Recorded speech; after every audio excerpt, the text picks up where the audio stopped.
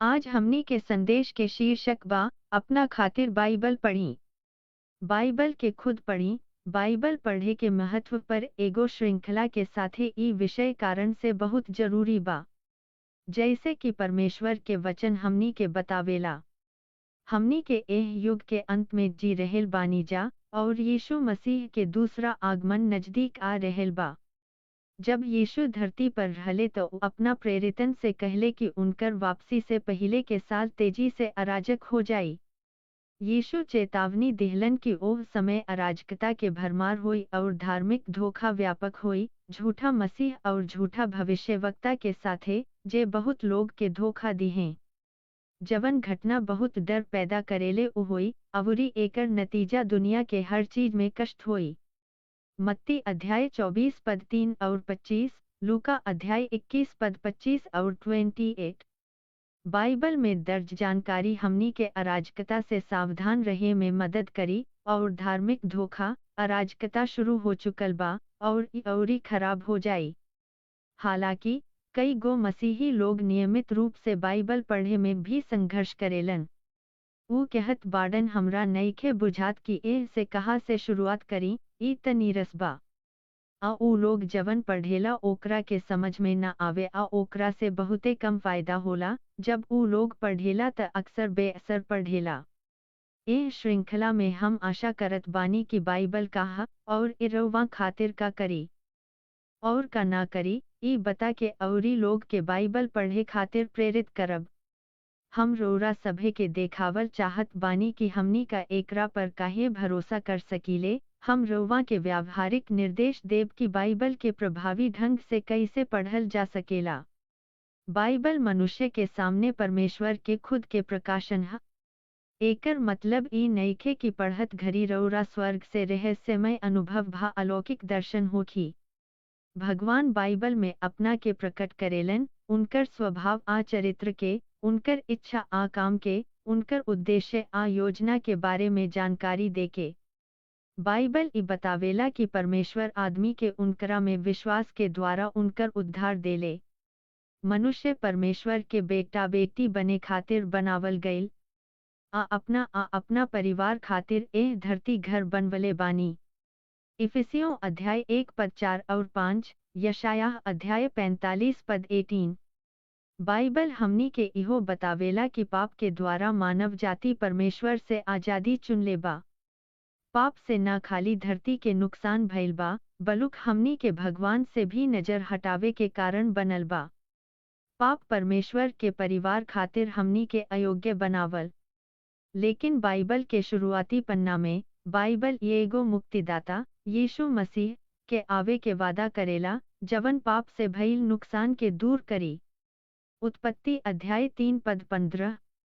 यीशु क्रूस पर अपना बलिदान के मौत के माध्यम से पाप के भुगतान करे के पहिला बेर धरती पर आयल रहले आ उनका पर विश्वास के माध्यम से मानवता के भगवान के पास ले आवल के परमेश्वर के परिवार में बहाली के रास्ता खुल गईल। पहिला पत्रस अध्याय 3 पद 18।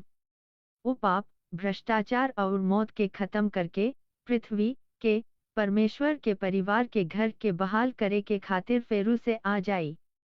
वह आपन शाश्वत राज्य स्थापित करी है अवरी हमेशा खाती आपन परिवार के स्थापित करी है, उनका साथ रही है। प्रकाशित वाक्य के अध्याय 21 और 22। बाइबल हमनी के बढ़हन तस्वीर देला मानवता खातिर परमेश्वर के समग्र योजना। जब रोआ बड़ा तस्वीर के समझेनी त आपके नजरिया बदल देवेला, जवन की ओकरा बाद आपके जीवन के बारे में सोचे के तरीका में बदलाव ले आवेला। हमनी के कठिनाई से निपटे के तरीका के प्रभावित करेला। बाइबल रउवा के ई देखे में मदद करेला कि परमेश्वर के रउवा के जीवन खातिर एगो उद्देश्य बा। सर्वशक्तिमान भगवान चाहत बाडन के रउवा उनकर बेटा भा बेटी बन जाई और ओकरा बाद उनकरा से प्यार करी, उनका साथे रिश्ता में रहे के बा। बाइबल रउवा के उम्मीद देला जवन रउवा के एह बहुत कठिन जीवन से निपटे में मदद करेला। ई हमनी के आश्वस्त कर देला कि हमनी के अपना वर्तमान अवस्था में खाली एह दुनिया से गुजरत बानी जा आ ओ सबसे बढ़िया अभी आवे।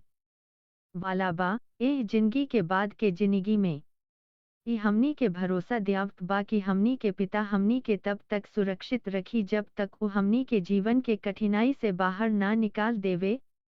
बाइबल असल में पढ़े में एगो कठिन किताब है, कुछ हद तक है से कि हमनी के समझ में ना आवेला।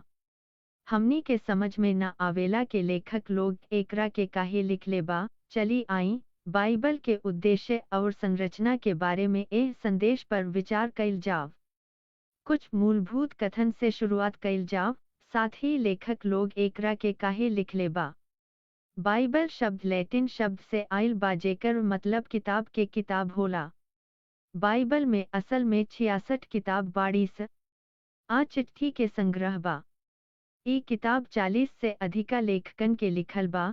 3 गो अलग अलग महाद्वीप एशिया, अफ्रीका आ यूरोप 1500 साल के अवधि में 1400 ईसा पूर्व से 100 ईसा पूर्व तक। तबो एह दस्तावेजन के एगो सुसंगत विषय बा। कुल मिलाके उ लोग एगो परिवार खातिर भगवान के इच्छा दिखावल बा। यीशु के माध्यम से ओह परमेशर के परिवार के बचावे के परमेश्वर के इच्छा और तरीका के बारे में जानकारी देला। बाइबल के हर किताब कवनो ना कवनो तरीका से यीशु के मुक्ति के कहानी में बढ़ोतरी करेले या एह को आगे बढ़ावेले। बाइबल के सामग्री लगभग 50% इतिहास, 25% भविष्यवाणी और 25% निर्देश के बा। एह किताबन के संग्रह में 2 गो प्रमुख विभाजन बा, पुरान नियम आ नया नियम। पुरान नियम में 39 गो किताब बाड़ी, जे मुख्य रूप से हिब्रू भाषा में लिखल गईल बाड़ी। ई मुख्य रूप से यहूदी लोग के इतिहास है, यानी इसराइल ओ लोग समूह जवना में यीशु के जन्म भइल रहे। ई यीशु के आवे के ओर इशारा करेला, जवना में उनकरा बारे में कई गो भविष्यवाणी बा। नया नियम के 27 किताब यीशु के जन्म, सेवा, मौत और जी उठला के रिकॉर्ड बा। ई मूल रूप से ग्रीक में यीशु के प्रेरित गवाह लोग द्वारा लिखल गईल रहे, जे उनकर करीबी साथी रहले, उ लोग जे यीशु के साथे चलत रहले और रोज उनकरा से बात करत रहे। उ जवन घटना के गवाह बनल रहले ओकरा बारे में लिखले। पहला यूहन्ना अध्याय 1 पद 1 और 3, दूसरा पत्रस अध्याय 1 पद 16, प्रेरित के काम अध्याय 4 पद 19 और 20। बाइबल प्रगतिशील प्रकाशन है। यह धीरे धीरे यीशु और परमेश्वर के परिवार खातिर परमेश्वर के योजना के प्रकट करेला, जब तक कि हमनी के यीशु के पूरा प्रकाशन और परमेश्वर के योजना के जानकारी ना हो जाव, जवन नया नियम में दिहल गईल बा।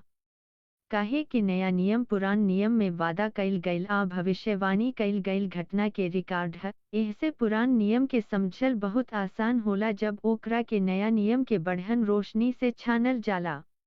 बाइबल के सफल पढ़े के शुरुआत सबसे पहिले नया नियम के समझला से होला। बाइबल अनोखा बा। एकरा जैसन कवनो दोसर किताब नइखे, काहे कि ई भगवान के किताब है। जे लोग एकरा के लिखले बा उ लोग परमेश्वर के पवित्र आत्मा से प्रेरित रहेन। सब पवित्र शास्त्र परमेश्वर के साथ से निकलल है। दूसरा तीमुथियुस अध्याय 3 पद 16। शास्त्र एगो ऐसन शब्द से आइल बा जवना के मतलब लिखल होला। शास्त्र भगवान के लिखल वचन बाइबल बा।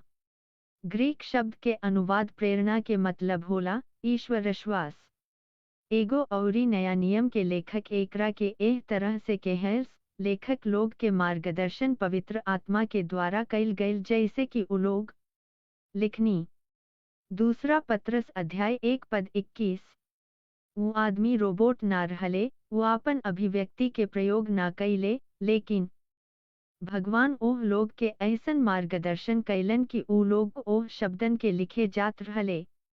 ओह प्रेरित लोग जे परमेश्वर के सच्चाई के अभिव्यक्ति कैलस। सर्वशक्तिमान भगवान हमनी के समझ से परे बाड़े। भगवान हमनी के भौतिक इंद्रियन के धारणा से परे पारलौकिक, परम, अनंत, बिना आदि आ अंत के अदृश्य हवें। अगर उ हमनी के सामने अपना के प्रकट करे के ना चुनले रहते त हमनी के उनुका के ना जान सकत रहनी जा। लेकिन उ अपना वचन के माध्यम से हमनी के सामने खुद के प्रकट कईले बाड़े। यीशु मानव जाति के सामने परमेश्वर के सबसे स्पष्ट और पूरा प्रकटीकरण हवे। यीशु पूरा तरह से भगवान होखला के दौरान भी आदमी बन गईले। यह मनुष्य देह धारण के रहस्य है। पहला तीमुथियुस अध्याय 3 पद 16। भगवान यीशु के रूप में मनुष्य के देह धारण कईले 33 साल धरती पर रहले, ऊ मानव रूप में रहत रहले। फिलिपियों अध्याय 2 पद 5 और 7। यूहन्ना प्रेरित, यीशु के शुरुआती प्रेरितन में से एगो, जे उनकर भीतरी घेरा के हिस्सा बन गईलन। आगे उ नया नियम के कई गो दस्तावेज लिखले। यीशु के सृष्टिकर्ता परमेश्वर के रूप में संदर्भ में उनका के देहधारी वचन कहल जाला। यूहन्ना अध्याय 1 पद 1 और 3, यूहन्ना अध्याय 1 पद 14। देहधारी वचन एह तथ्य के संदर्भित करेला कि यीशु मरियम नाम के एगो कुंवारी के पेट से मानव शरीर धारण कर लेले रहले। पौलुस प्रेरित, यीशु के एगो औरी गवाह जे नया नियम के 2/3 हिस्सा लिखले रहले, उहो महसूस कईले कि यीशु मानव शरीर में परमेश्वर हवे।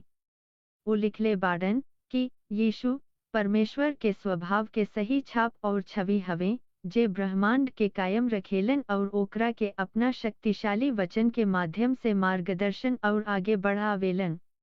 इब्रानियों अध्याय 1 पद 3। यीशु परमेश्वर के जीवित वचन हवे जवन परमेश्वर के लिखल वचन में प्रकट भइल बा। यीशु कहले कि पवित्र शास्त्र हमरा बारे में गवाही देत बा। यूहन्ना अध्याय 5 पद 39। बाइबल यीशु के मौत और जी उठला के कारण के प्रकट करे खातिर लिखल गईल बा। यह भगवान के परिवार और परिवार के घर धरती के पूरा तरह से बहाली के योजना देखावत बा। बाइबल कवनो धार्मिक किताब ना है जवन अपना धार्मिक संस्थापक के दर्शन और विचार या उनकर सपना और दृष्टि के बढ़ावा देवे खातिर लिखल गईल होखे। मसीहियत एगो ऐतिहासिक दावा पर आधारित मान्यता है कि यीशु मसीह के सूली पर चढ़ावल गईल, दफना दिहल गईल, आ ओकरा बाद ओह मुवलन में से जी उठल।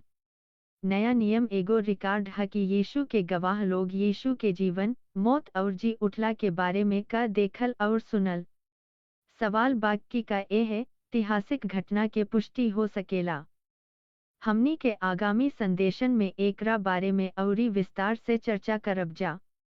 फिलहाल विचार करें कि यीशु के गवाह यूहन्ना प्रेरित का कहले रहले और उ बाइबल के आपन दस्तावेज काहे लिखले रहले।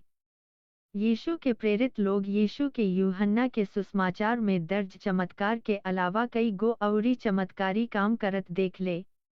लेकिन इस सब यही खातिर लिखल गईल बा कि रउआ परमेश्वर के बेटा यीशु मसीह में विश्वास कर सकीले और उनकरा पर विश्वास करके रउआ के जीवन मिल जाई। यूहन्ना अध्याय 20 पद 30 और 31। बाइबल के समझे के एगो प्रमुख कुंजी ये एहसास कईल है कि असली लोग द्वारा लिखल गईल बा ताकि दूसरा असली लोग के परमेश्वर के योजना के बारे में जानकारी दिहल जा सके। बाइबल में हर बात केहू के द्वारा केहू के बारे में लिखले बा। एगो बढ़िया बाइबल जानकार रउआ के इस सब बात सीखे में मदद कर सकेला। ध्यान रहे कि लेखक लोग हमनी के ना लिखत रहे, वो लोग उस घड़ी के लोग के लिखत रहले। बाइबल के शब्दन के हमनी खातिर ऐसन कवनो मतलब ना हो सकेला जवना के मतलब ओह लोग खातिर ना रहे जेकरा खातिर ई ओह समय लिखल गईल रहे। लेखक लोग अध्याय आ आयात में ना लिखले रहे। बाइबल के पूरा भइला के सदियन बाद अध्याय और आयात के प्रतीक जोड़ल गईल ताकि संदर्भ बिंदु के रूप में काम कईल जा सके और विशिष्ट आयात के पता लगावे में मदद मिल सके। हमनी के इधर उधर भटकत बानी जा आ बेतरतीब तरीका से हर आयात पढ़त बानी जा। लेकिन बाइबल के किताबन के मतलब रहे कि शुरू से अंत तक पढ़ल जाव, ठीक उसी जैसे हमनी के आज किताब आ चिट्ठी पढ़े नी जा। अगर रउआ कवनो आयत के ओकर मूल सेटिंग से बाहर निकाल के खाली एक या दू गो आयत आपन खातिर पढ़ी, तो रउआ एकर गंभीरता से गलत व्याख्या कर सकेनी।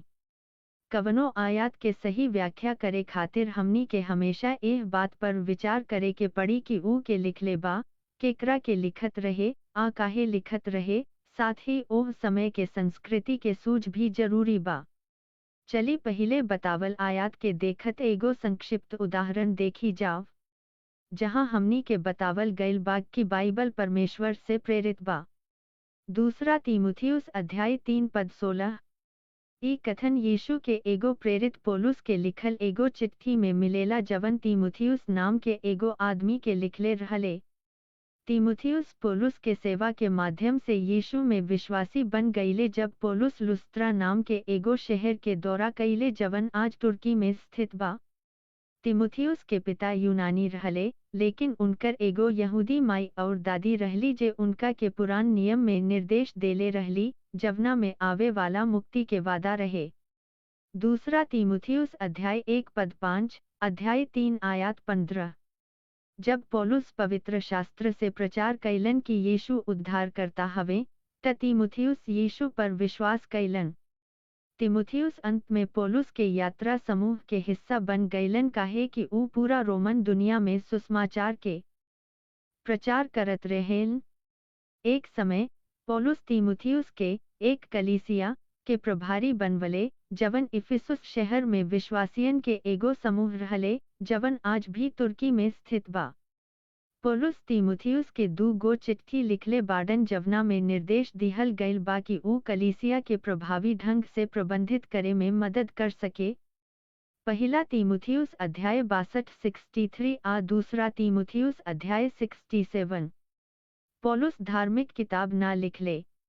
व्यावहारिक और व्यक्तिगत कारण से ऊ अपना बेटा के परमेश्वर पर विश्वास और कलीसिया के साथी लोग के प्रति वफादार रहे खातिर प्रोत्साहित कईले। जब पौलुस आपन दूसरा चिट्ठी लिखले तो ऊ रोम में जेल में बंद रहले अवरी उजानत रहले कि जल्दिए उनुका के मृत्यु दंड दिहल जाई। पौलुस अपना चिट्ठी के माध्यम से तीमुथियुस के आपन स्थिति के बारे में जानकारी देले अवरी कुछ अंतिम निर्देश दिहलस। दूसरा तीमुथियुस अध्याय 4 पद 1 और 9। यीशु के दूसरा आगमन के संबंध में पौलुस के निर्देश के एगो हिस्सा।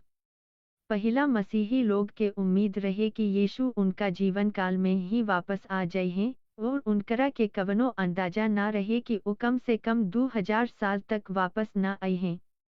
पौलुस तीमुथियुस के लिखल आखिरी बात में से एगो याद दिलावत रहे कि यीशु के वापसी से पहले धरती पर खतरनाक समय आई, और वो उनका के एगो विस्तृत सूची दी कि लोग के व्यवहार कैसे करे के चाहिए। दूसरा तीमुथियुस अध्याय 3 पद 1 और 7। पौलुस तीमुथियुस के चेतवले की ओह घड़ी दुष्ट लोग और पाखंडी, झूठा मसीह, झूठा भविष्यवक्ता जी उठ गए हैं। वो लोग दूसरा के धोखा देत रही है, अवरी वो खुद धोखा में भी जियत रही है। दूसरा तीमुथियुस अध्याय 3 पद 13। एकरा बाद पौलुस तीमुथियुस से कहले कि यह कठिन समय से कैसे निपटे के चाहिए, जवन रउवा के सिखावल गईल बा पवित्र शास्त्र में बनल रह। याद रखीं कि हमनी के एह संदेश के शुरुआते यह बात पर चर्चा करके कैले बानी जा कि बाइबल हमनी के जीवन के बारे में का बतावेला। बाइबल हमार आगे बढ़त कठिन समय से निपटे में मदद करी। पौलुस तीमुथियुस के याद दियवले कि ओ परमेश्वर के वचन से जवन जानत हउरें ओकरा पर भरोसा कर सकेलन काहे कि उ लोग के द्वारा पवित्र शास्त्र सिखावल गईल बा जेकरा पर उ भरोसा कर सकेलन। उनकर दादी और माई पर, और काहे कि पवित्र शास्त्र बाइबल खुद परमेश्वर से प्रेरित बा।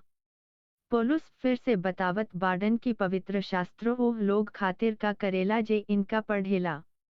दूसरा तीमुथियुस अध्याय 3 पद 14 और 15। रउवा के उ चीजन के प्रति वफादार रहे के चाही जवन रउवा के सिखावल गईल बा। काहे कि रउरा जानत बानी के रउरा उ लोग पर भरोसा कर सकीलें जे रउरा के सिखवले बा। रउवा के बचपन से ही पवित्र शास्त्र सिखावल गईल बा, और रउवा के उद्धार पावे के ज्ञान देले बा जवन मसीह यीशु पर भरोसा कईला से मिलेला। दूसरा तीमुथियुस अध्याय 3 पद 16 और 17। सब पवित्र शास्त्र परमेश्वर से प्रेरित बा और हमनी के दिहल गईल बा। जवन सही बा ओकरा के सिखावल उपयोगी बा। आ बाइबल हमनी के एहसास करावे के कि हमनी के जिंदगी में का गलती बा। ई हमनी के सीधा करेला आ सही काम करे के सिखावेला। ई भगवान के योजना के दिखावत और हमनी के हर तरह से हर अच्छा काम खातिर तैयार करे के कि भगवान हमनी से क्या चाहत बा।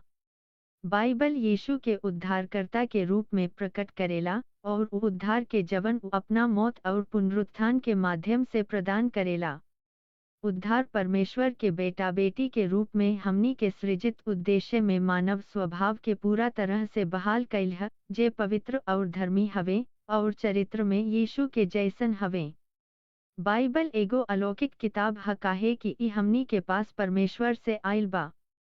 काहे कि बाइबल एगो अलौकिक किताब है, ई काम करेला या बदलाव ले आवेला जे लोग एकरा के पढ़ेला और ओकरा में विश्वास करेला। परमेश्वर अपना आत्मा के माध्यम से, अपना वचन के माध्यम से हमनी के उहे में वापस ले आवेलन जवन हमनी के बनावल गईल रहनी जा उनकर बेटा बेटी जे पूरा तरह से उनकर महिमा करेला। दूसरा कुरिन्थियों अध्याय 3 पद 18 और हमनी के सब अनावरण चेहरा के रूप में, काहे कि हमनी के परमेश्वर के वचन में प्रभु के महिमा के आईना निहन देखतानी, हम लगातार उनका रूप में बदल रहेल बाड़े। नित्य बढ़त महिमा में एक स्तर से दूसरा स्तर पर महिमा में हमनी के आपन रूप बाकी, काहे कि ई प्रभु के आत्मा से आवेला। पहिला थिस्सलुनीकियों अध्याय 2 पद 13 और हमनी के एकरा खातिर विशेष रूप से परमेश्वर से प्रार्थना करेनी जा। जब रौरा हमनी से भगवान के संदेश मिलल त रौरा खाली आदमी के वचन के रूप में स्वीकार न कैल जाला, लेकिन जैसे कि असल में बा परमेश्वर के वचन ई प्रभावी ढंग से रउवा में काम कर रहेल बा काहे कि रउवा विश्वास कैले बानी। यीशु बाइबल के तुलना भोजन से कैलन। आदमी खाली भोजन से ना जिए सकेला, बल्कि परमेश्वर के मुंह से निकले वाला हर वचन से जिए सकेला। मत्ती अध्याय 4 पद 4। बाइबल परमेश्वर के वचन भोजन के समान बा एह अर्थ में कि रउवा एकरा के रोजाना के खुराक के रूप में लेवे के चाही। रउरा के ई समझे के जरूरत नइखे कि ई रउरा में कैसे काम करेला, बाकिर एकर अनुभव करे खातिर एकरा के खाना निहन खाए के पड़ी। रउआ भगवान के वचन के पढ़ के खात बानी। यह पढ़े के सिस्टम है जवन हमरा खातिर भी काम कैलस। हम हर दिन 15 से 20 मिनट बाइबल पढ़े खातिर समय अलग रखले रहनी। हम पहले नया के पढ़ के देखनी। नया नियम पुस्तिका के शुरुआत से शुरू करी अपना निर्धारित समय में जितना हो सके कवर करी। पढ़ल हम कबो बाइबल पढ़ना ना छोड़नी ना कवनो बात के चिंता कईनी जवन हमरा ना बुझाइल रहे। बस पढ़त रहनी, जहाँ रुक के एगो मार्कर छोड़ के अगिला दिने ओहिजा से पढ़े लगनी। जबले हर किताब पूरा तरह से ना पढ़नी तबले ई बात दोहरावत रहनी, हम ई काम बार बार करत रहनी। कैले जबले हम ओह शब्दन से परिचित ना हो गईनी जवन हमरा ना बुझाइल। नया नियम के बारे में हमार समझ परिचितता के साथे आइल। हम ओह शब्दन के खोजनी जवन हमरा ना बुझाइल, भा समय निकाल के ओह पर चिंतन कईनी जवन हमरा खातिर रहे। बाकिर एह खास पढ़े के समय का अलावे दूसरा समय पर हम एकरा के समझत रहनी। हमनी के एह युग के अंत में जी रहल बानी जा और धोखा हर जगह बा, जैसे कि यीशु कहले रहले। हमनी के एगो ऐसन समय में जियत बानी जा जब झूठा भविष्यवक्ता लोग के भरमार बा, एगो ऐसन समय जब लोग स्वेच्छा से स्वर्ग में जाए के दावा कर रहेल बा, और यहाँ तक के रउवा के ऐसन करे के सिखा सकेला। उ लोग के बहुत कलीसिया बा उ लोग जे मसीही होखे के दावा करेला लेकिन सिद्धांत सिखावेला कि यह पूरा तरह से उल्टा बा यीशु जवन कहले और कैलन ओकरा के रउरा कैसे पता चली कि सही बा। बाइबल हमनी के बतावेला कि यीशु के हवे, हमनी के यहाँ काहे बानी जा और हमनी के कहा जात बानी जा। ई हमनी के पवित्र धर्मी जीवन जिए के मानक देखावेला और बतावेला कि परमेश्वर के बेटा बेटी कैसे काम करेलन। पवित्र शास्त्र धोखा के युग में सच्चाई के प्रकट करेला जहाँ हर केहू के अलग अलग विचार बा कि यीशु के हवे और उधरती पर काहे अइले। बाइबल धोखा से हमनी के सुरक्षा है और ये दुनिया में आगे का होखे वाला बा ओकरा खातिर हमनी के मार्गदर्शक है। बाकिर अगर रउरा नइखीन जानत कि एह में का लिखल बा त रउरा कवनो फायदा ना होखी। अगर कबो कवनो समय रहले कि रउआ खुदे सीख सकीले कि बाइबल का कहत बा, तो अब्बा एह से हम रउआ से निहोरा करत बानी कि नया नियम के नियमित व्यवस्थित पाठक बनी। आज से बाइबल पढ़ल शुरू करी। हम रउआ के बतावत बानी, 1 साल बाद रउआ एगो अलग इंसान होखब। अगिला हफ्ता मिलब। भगवान रउआ सभे के आशीर्वाद देस। आमीन।